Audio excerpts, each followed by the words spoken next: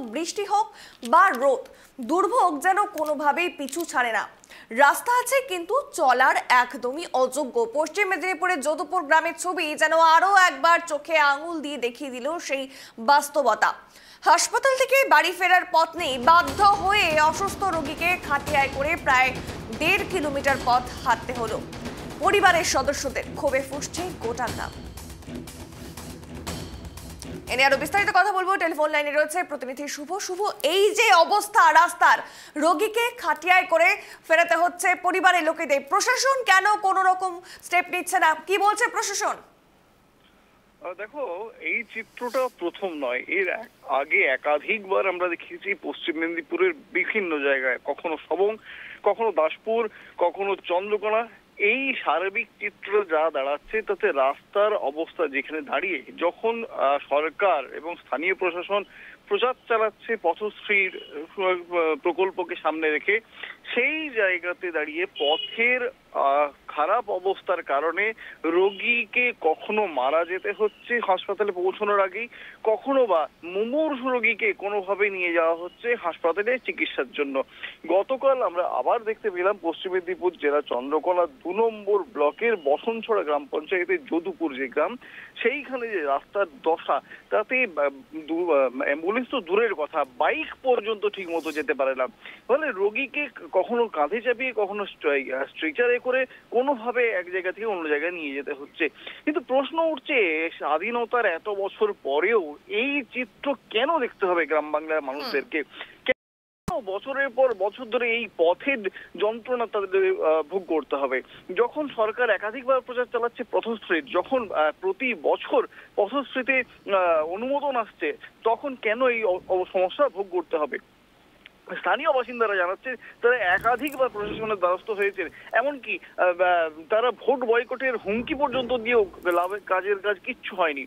অন্যদিকে স্থানীয় যে নেতৃত্ব, তারা জানাচ্ছেন যে ওই চন্দ্রকোনার অধিকাংশ এলাকাতেই রাস্তার কাজ সমাপ্ত হয়ে গিয়েছে, সামান্য কয়েকটি জায়গায় কাজ বাকি আছে, কিছু সময়ের মধ্যে সেই কাজও কমপ্লিট হয়ে যাবে। সেটা কতটা সময় তারা বলেনি যে আর কতদিন এই যে আজকে এভাবে একজন রোগীকে ফেরাতে হচ্ছে, তাহলে ঠিক কতদিন এরকম চিত্র আর দেখতে হবে? একই প্রশ্ন স্থানীয় বাসিন্দাদের, এই সময়টা আসবে কবে? এই উত্তর কিন্তু পরিষ্কারভাবে কারোর কাছে নেই। অন্যদিকে ব্লক প্রশাসন বা মহকুমা প্রশাসন জানাচ্ছেন যে পথশ্রী প্রকল্পে গ্রামীণ যে যোগাযোগকারী সড়কগুলো, তার অনুমোদন যথেষ্ট পরিমাণ হচ্ছেন, কিন্তু সবকিছুর মধ্যেও সেই সময় আসবে কবে, এই নিয়ে কিন্তু প্রশ্নচিহ্ন একাধিকবার উঠছে। শুধু চন্দ্রকোনা নয়, আমাদের টিভির পর্দাতেই কালকেও দেখানো হয়েছে সবংয়ের বসন্তপুর এলাকায় রাস্তা খারাপের জেরে হাসপাতালে আনার পরে চিকিৎসকরা জানালেন হয়তো কিছু সময় আগে এসে পৌঁছালে রোগীটিকে বাঁচানো যেত। অর্থাৎ রাস্তা খারাপের জন্য মৃত্যু কারণ হয়ে দাঁড়াচ্ছে অনেক জায়গাতেই। দাসপুরের ক্ষেত্রে একই চিত্র দেখাচ্ছে। অর্থাৎ পশ্চিম মেদিনীপুর জেলা জুড়ে এই যে রাস্তার হতশ্রী, সেই চিত্র বারে বার আঙুল দিয়ে দেখিয়ে দিচ্ছে কোথাও গিয়ে রয়েছে একটা খামতি। একদম, অসংখ্য ধন্যবাদ শুভ সঙ্গে থাকার জন্য। যে ছবি আমরা দেখতে পাচ্ছি, প্রশাসন বারংবার একই কথা বলছে, অপেক্ষা। ঠিক আর কতদিন অপেক্ষা করলে এই পরিস্থিতি কেটে যাবে, এই অবস্থা, এই দুরবস্থা মিটে যাবে, তার উত্তর কিন্তু কেউ দিতে পারছে না।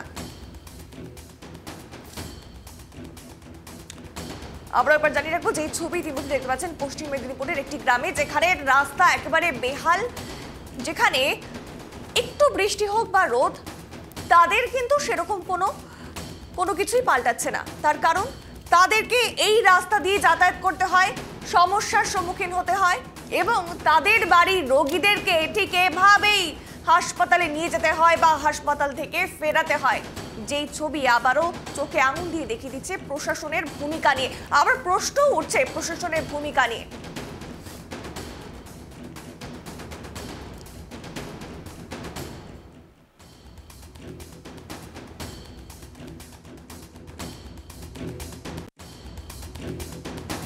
জানাচ্ছিলাম আরো একবার চোখে আঙুল দিয়ে দেখিয়ে দিল সেই বাস্তবতা। হাসপাতাল থেকে বাড়ি ফেরার পথে বাধ্য হয়ে ঠিক এইভাবে ফেরাতে হচ্ছে। এ নিয়ে আরো বিস্তারিত কথা বলবো। সরাসরি আমাদের সঙ্গে যুক্ত হয়েছে টেলিফোন লাইনে বিজেপি নেতা রাহুল সিনহা। রাহুল বাবু, আপনাকে অনেক অনেক স্বাগত ট্রাইব টিভি বাংলায়। যে ছবি আমরা ইতিমধ্যে দেখাচ্ছি পশ্চিম মেদিনীপুরের একটি গ্রাম, যেখানে খাটিয়ায় করে, অর্থাৎ যদুপুর গ্রামের ছবি, যেখানে এক রোগীকে খাটিয়ায় করে তার পরিবারের লোকজন বাড়িতে নিয়ে আসে। তার কারণ রাস্তার অবস্থা একেবারেই বেহাল। বারংবার প্রশাসনকে জানিয়েও অপেক্ষা করা ছাড়া তাদের কাছে এই মুহূর্তে আর কোনো উপায় নেই। কি বলবেন এই বিষয়টি নিয়ে?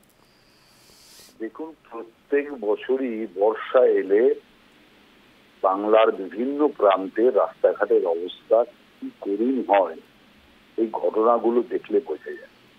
এই রাজ্যে রাজনীতি করার জন্য প্রধানমন্ত্রী গ্রাম সড়ক যোজনা প্রায় বন্ধ হয়ে আছে। প্রধানমন্ত্রী গ্রাম সড়ক যোজনাতে অনেক গ্রামের রাস্তা পাকা রাস্তায় রূপান্তরিত হয়েছে, তারা অন্তত সঠিকভাবে আছে।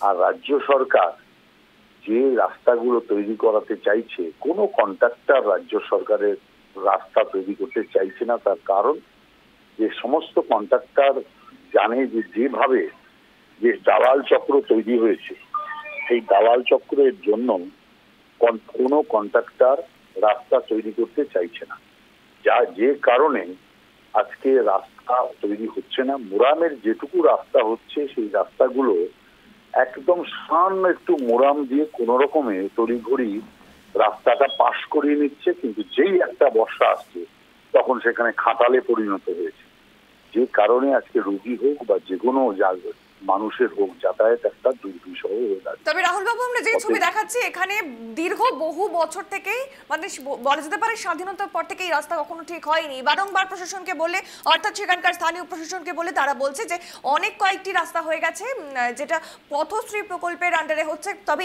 এই রাস্তাগুলো যেগুলো বাকি রয়েছে খুব শীঘ্রই হয়ে যাবে, সেই শীঘ্রই সময়টা কিন্তু এখনো আসছে না। ওই শীঘ্রই থাকবে। বহুত বরাবরই প্রতিশ্রুতির বিনিময়ে ভোট দাও। সিপিএমও এই কাজ করেছে, এখন তৃণমূলও সেই রাস্তায় নেমেছে। দিচ্ছি, দেবো, করছি, করবো, দেখবো, দেখছি। এরকম অনেক রোগী যারা হসপিটালে পৌঁছানোর আগেই তারা রাস্তাতেই মারা যাচ্ছে, তাদের মৃত্যু হচ্ছে। এইভাবে আর কতদিন? যোগাযোগ বিচ্ছিন্ন হয়ে গেছে। আমরা চেষ্টা করবো, আমরা যে খবর দিকে চোখ রাখছিলাম, যেখানে পশ্চিম মেদিনীপুরের যদুপুর গ্রামের ছবি যেন আবারও একবার চোখে আঙুল দিয়ে দেখিয়ে দিল সেই বাস্তবতা। হাসপাতাল থেকে বাড়ি ফিরতে হচ্ছে এভাবে। তবে প্রশাসন শুধুমাত্র অপেক্ষাই করতে বলছে, কিন্তু সেই অপেক্ষার অবসান কবে হবে তার উত্তর কিন্তু কেউ দিচ্ছে না।